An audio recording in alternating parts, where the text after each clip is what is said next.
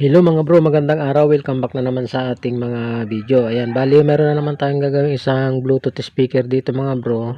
Ayan, bali ang kanyang problema ay ayaw mag-charge. Ayan.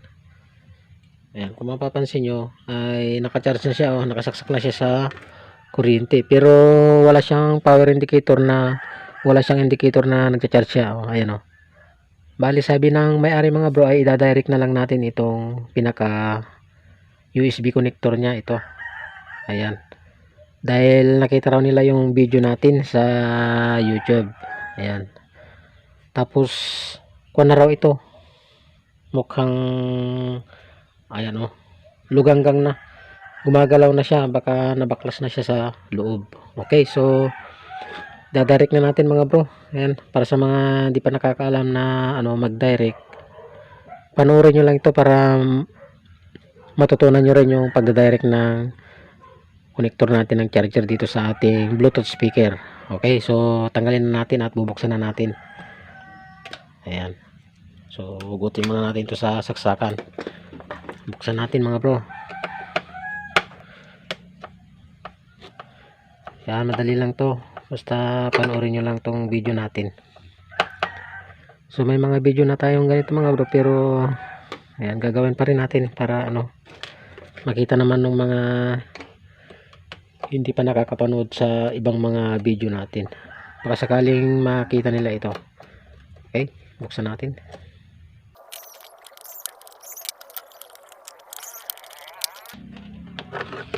Okay. So bali merong nalaglag na kuan mga bro, maraming mga kuan, itlog ng butiki.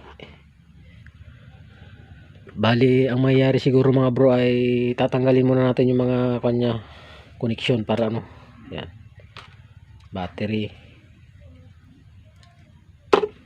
Tapos yung kanyang ilaw, tapos yung speaker. Yan. Okay, dito tayo magpupungos mga bro sa pinaka board niya. Yan.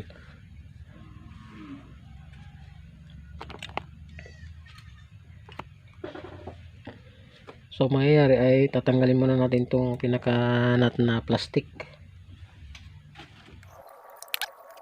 Tanggalin din natin itong pinaka knob niya, pihitan. Tapos tanggalin din natin yung kanyang tornilyo.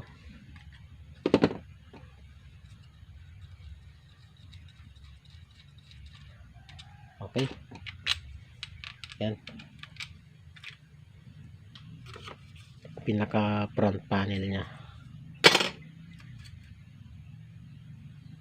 Bali nakaganyan mga bro. So ipo-focus natin dito sa pinaka nabaklas nga mga bro. Yung mga pinaka pin niya baklas.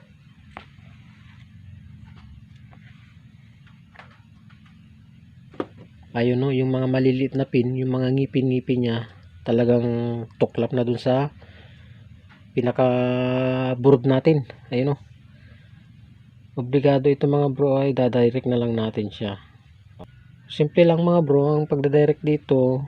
Dito lang sa may ground na ito. Tapos dun sa may diode na ito.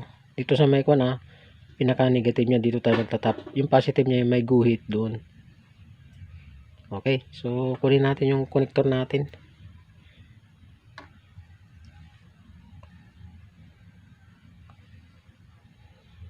So bali ito yung charger natin mga bro. Ito yung pinaka connector natin. Ang mangyayari, puputulin na lang natin dito.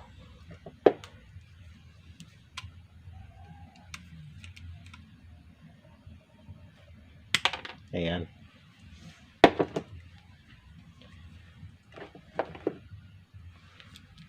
Tapos balatan natin.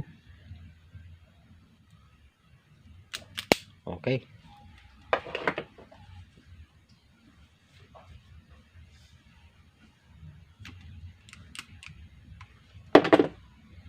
Ayan, tapos ang gagawin natin dito sa ito mga bro, applyan natin ng panghinang. Ipainit natin yung panghinang natin. Okay, applyan natin ang panghinang mga boss. Ayan para madaling kumapit sa pinaka board natin.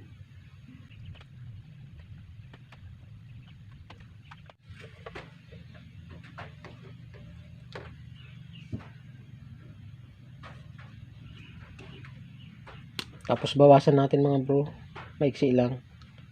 Ayan, para ano, ayan, okay. So bali ang positive natin dito mga bro ay itong pinaka kulay pula, at ang ground natin ay yung kulay blue. Okay, so subukan na natin, sigurado natin.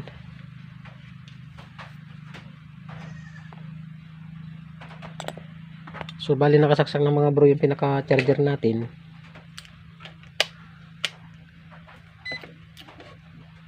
Ayan, so try natin.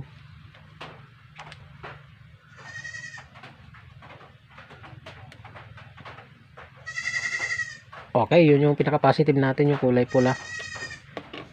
Ayan, so tanggalin muna natin sa saksakan. Okay, dito tayo magpo-focus mga bro sa ako natin, pinaka board natin. Ganyan.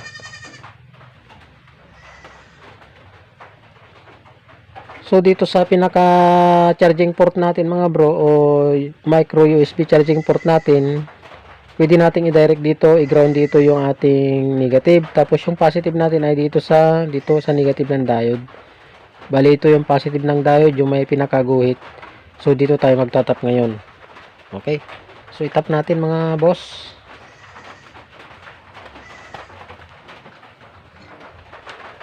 So applyan natin ang panghinang. Ayan, pasensya na mga bro at medyo pumapatak yung ulan, lumalagitik yung bubong natin.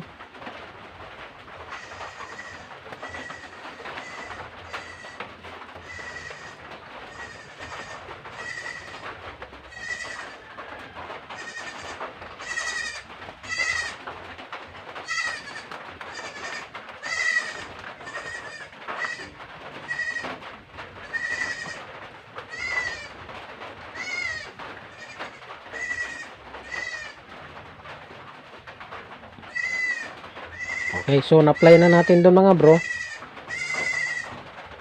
So itap na natin itong pinaka natin, wire natin. So bali ang mayayari muna mga bro ay isusuot natin dito yung pinaka wire natin. Yan, ganyan. Okay, so naisuot na natin.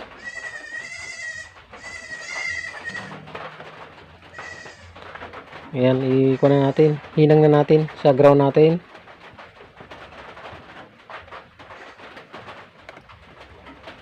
Ayun, tapos ihinang naman natin ngayon din sa pinaka positive natin.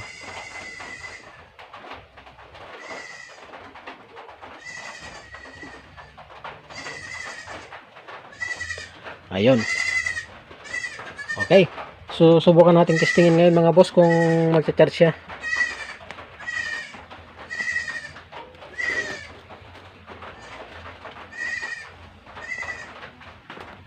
Ayan,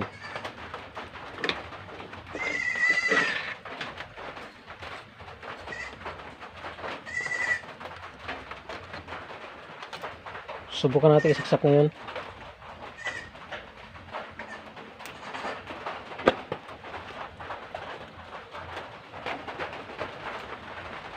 So hindi siya nag-charge, hindi nagkulay red mga bro. Ayan, sukatin natin kung pumasok yung ano, nakaboltahe ng charger natin.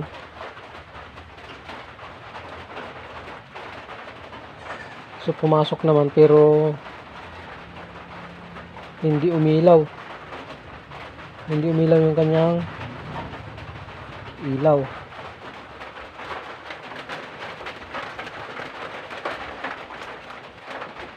Hindi siya umilaw.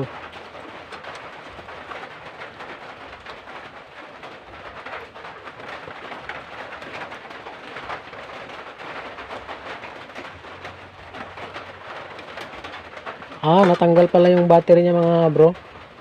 So subukan natin ikabit yung kanyang battery.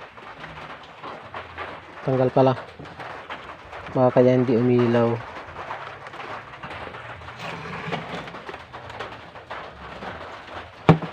Subukan natin ilagay. Ayun, kailangan pala yung battery para umilaw ng kulay red. Ayun oh. So, ayan. So, ibalik na natin mga bro. So, tayo natin ulit.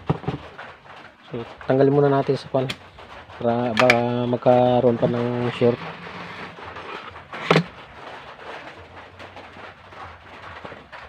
Okay, balik na natin. Ito yung pinaka speaker natin. Ayan. Ito yung pinaka LED, yung pinaka ilaw sa mic niya. Speaker. Okay, so, ibalik na natin mga bro.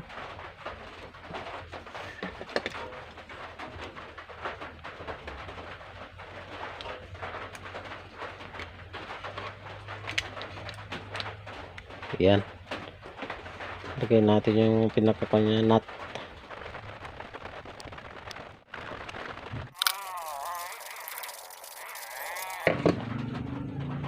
Okay, balik na natin itong pinaka-kanya pihitan. Pinaka-knob nya. Ayan. Okay, so pwede na natin ibalik. Ito naman pinaka-wire na ito mga bro. Ito yung pinaka-antenna ng kanya Bluetooth nya. Ayan, yan yung purpose ng wire na yan. Sa mga hindi pa nakakaalam. Okay, lagyan na natin ng mga tornilyo.